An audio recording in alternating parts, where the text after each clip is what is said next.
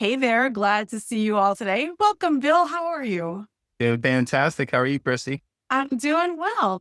So today Bill and I were chatting as usual before this call, and we were talking about new builds. And there's some amazing things about new builds. There's some scary things about new builds, and even saw some talk on a real estate forum that we have about hey, why does this or that happen in a new build that it doesn't happen in a resale? Now, new builds are great. There's a lot of them. But I think what people find is that when they're centrally located, they're way higher in price than one would assume. Have you found that to be true? Like, kind of, if you're looking at something, and there really aren't many in like the Chandler area, like the Southeast Valley, like in the central corridor, like what I would call like the metro area, basically. Well, yeah, I think, A ton. well, because just like Tina Tambor had on her presentation a few months ago that I sat in, a lot of those cities like Chandler, Gilbert, Tempe, if they have a piece of land, they're landlocked.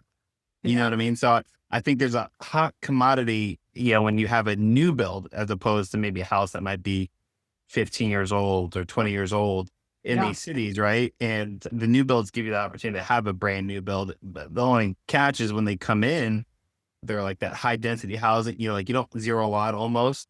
Because Yep. once again, there's not much land. Yeah. Um, They're building a bunch out at the end in Ahwatukee at like 30th Avenue. Well, no, I'm sorry, like 17, 19, like 25th Avenue ish, around that area. They sold some state trust land, and now three mhm. builders are going in there. And There's one in South Chandler by Waterstone, the Waterstone oh neighborhood. yeah, yes, okay. There's that one. I'm trying to think of one in Gilbert.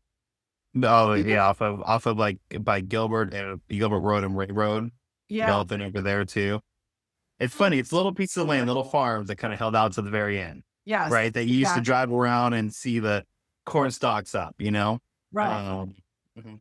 That Yeah. that's So where they you're did kind of seeing this. infill projects like that one that was, I think was it Earnhardt's farm that was off the 202 and Cooper kind of thing up Yes, there.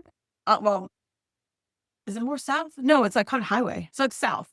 Chandler. yes, And they kind of just like take some acreage and do little infill projects. And we've seen a bunch of those. And so it's a different product. It's usually multiple stories. It could be townhomes, or like you said, those zero lot lines where people prefer. And I'm learning from just kind of shopping around a little bit too. We're starting to see people want more land, like more property, and the house doesn't need to be so big anymore.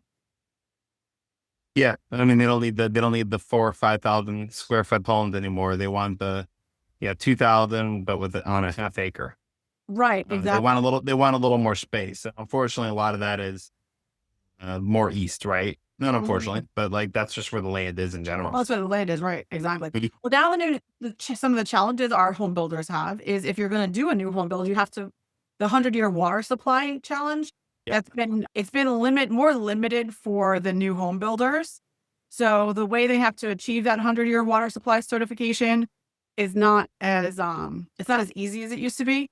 So now what we're finding is that builders will build lease to owns or lease um, they build communities of homes that are leases, but then at some point they will go and resell them as single family homes. And that should be interesting from your side too, because now you're going to have the start of properties that are in, a neighborhood of leases, and you have to sell that first one as a primary residence.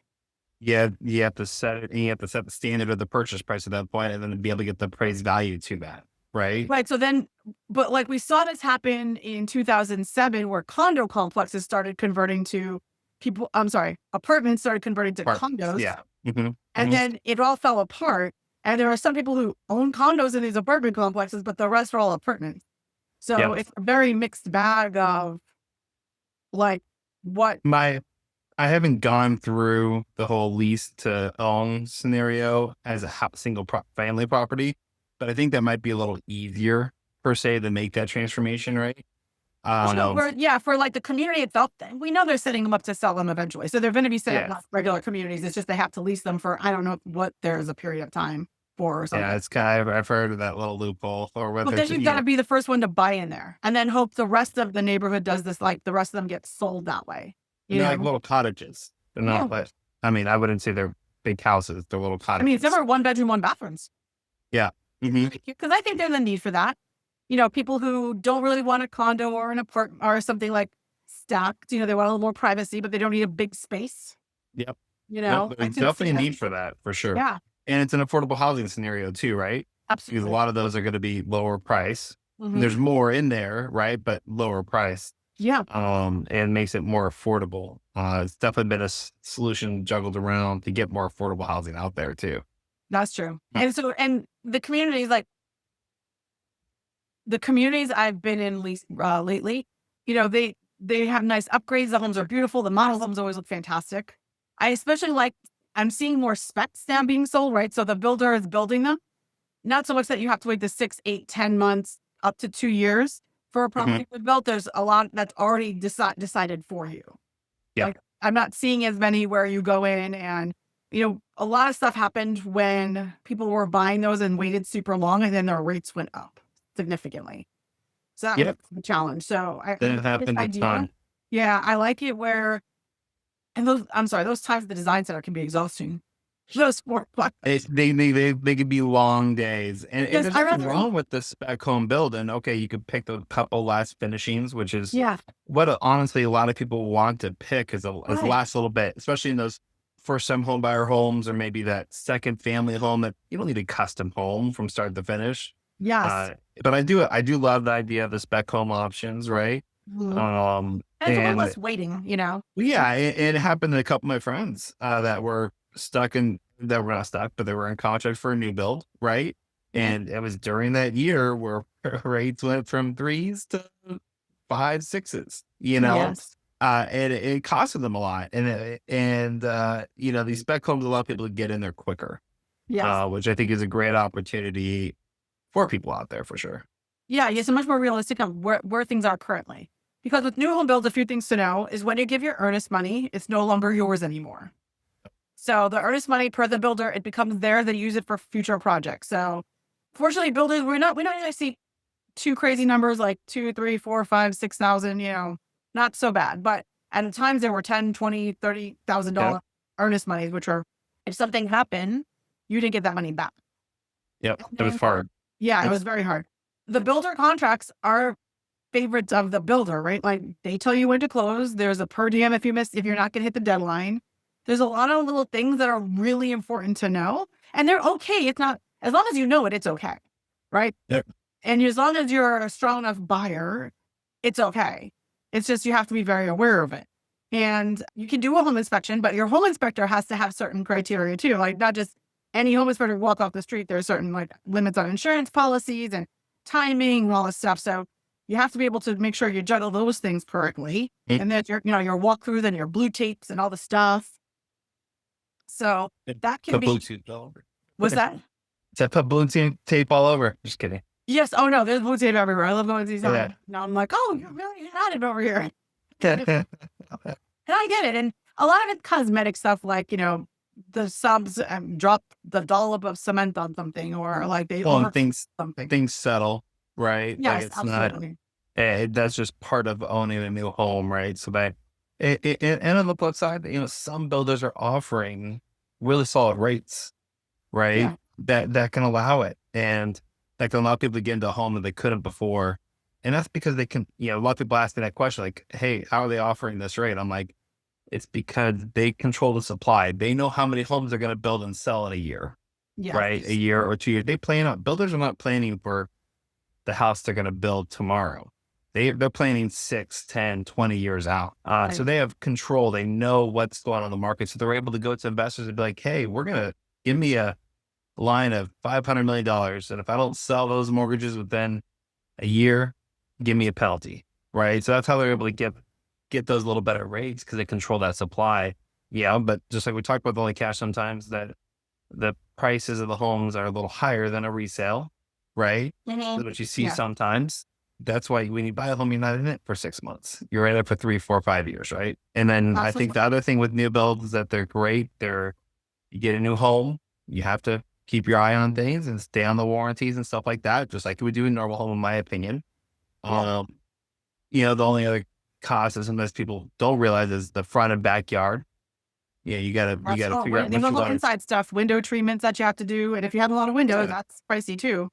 And they're just like when clients come to me about it, I'm like, just think of these things. Think about these costs that you might not think of when you're walking through a model home that's all done up, right? You don't think of these costs. That's what I always tell them. I'm like, I'm never going to tell you no if you get a good deal, Right. but I think you just got to make sure you're aware of these costs.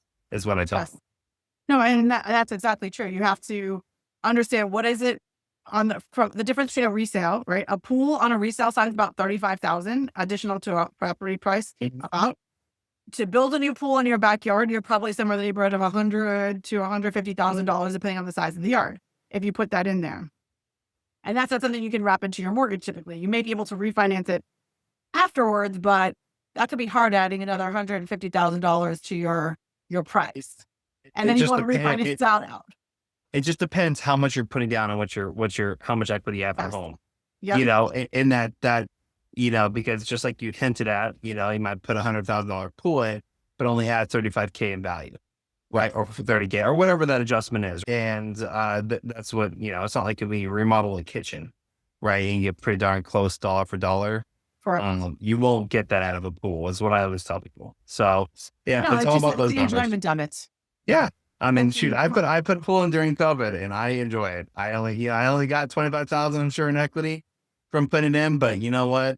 But you had fun with it. And I know for us, when the kids were young, we have a pool now, but we were actually talking about this last night. I don't think I've been in my pool in like 2 years. I'm in this not speaking. I don't get the water. So I like a water feature in my yard. So that's basically how but there you go. I don't think I have to buy a house without a pool just because I like having the option. The option's big. Yeah. But I can understand more if I was, as I get towards retirement and I want multiple houses in multiple locations, having more lock and leave where I don't worry about a pool because, I'm not going to be here during the summer. I'm going to be somewhere else during the summer. So I won't need a pool so much. But those are things to think about too when you're buying a new build is what is your lifestyle like? Do you need to add the pool? Do you need to do this? Or are you just going to do, are you going to do something basic? Normally the front is usually covered depending on the size of your backyard.